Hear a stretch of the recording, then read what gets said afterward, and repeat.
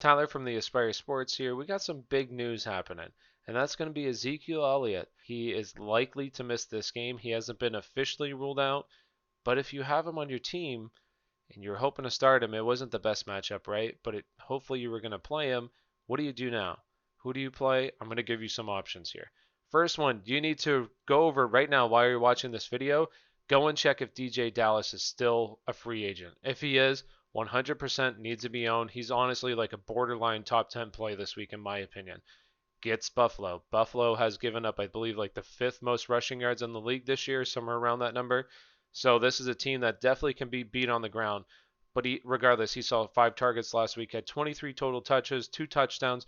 He's a borderline top 10 play, in my opinion, this week. So if he's there, try to go and get him this week. He's the number one option. Next would obviously be Tony Pollard. If he's available right now, rostered in 28% of leagues, so might still be there. If you're in a deeper league, probably not. But if he is, he's going to see all the touches in this backfield. So it's not the best matchup, but at least he's going to see a bunch of work, and that's you hope volume kind of trumps everything else, and hopefully he falls into the end zone, sees a decent amount of passes, catches, and everything. So that's what you hope. But he's definitely another option that I would consider.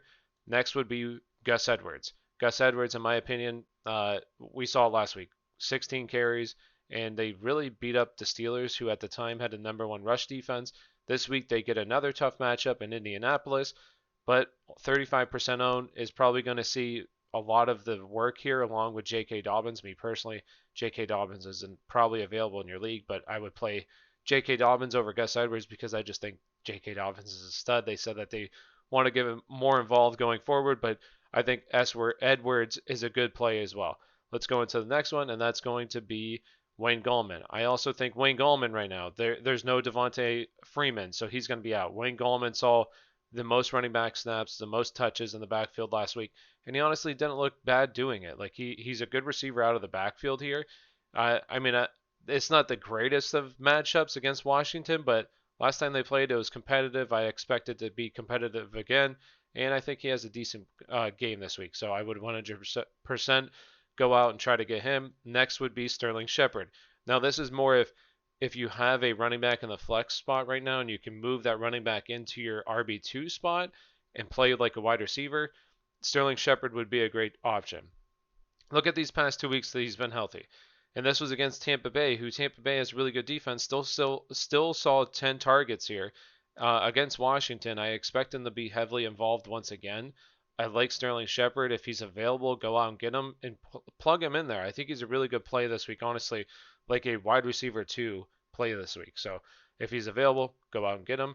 Next would be Patrick Laird. I don't feel good about this one, okay? I don't really know who's going to play, but he's probably definitely available right now.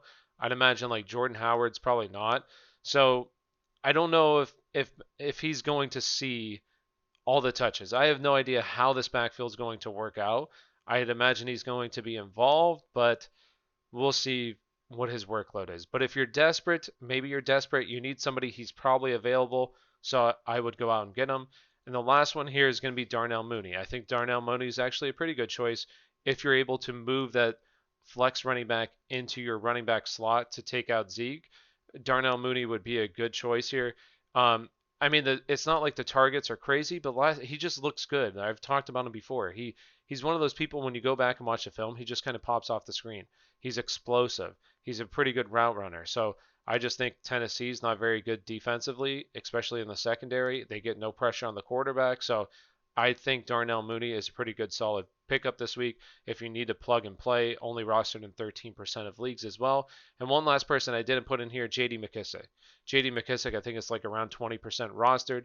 I think he's last week, or not last week because they had a bye, but the week prior when Antonio Gibson went off, he still led the backfield in touches. He's going to be heavily involved in this offense going forward unless something happens, unless they decide, okay, Gibson's the guy, but they haven't done that. It's actually been like McKissic is not the guy, but they trust him more. He's playing the most snaps. So if JD McKissic is available, especially in like a PPR league, I think he's a really solid play as well. So thank you for watching. Make sure you hit that like, subscribe button. If you like this content, we have a bunch of other videos. We have some on Myles Gaskin's injury, Chris Carson, we have our sit and start plays of the week. So make sure you check out those videos. Thank you and have a great day.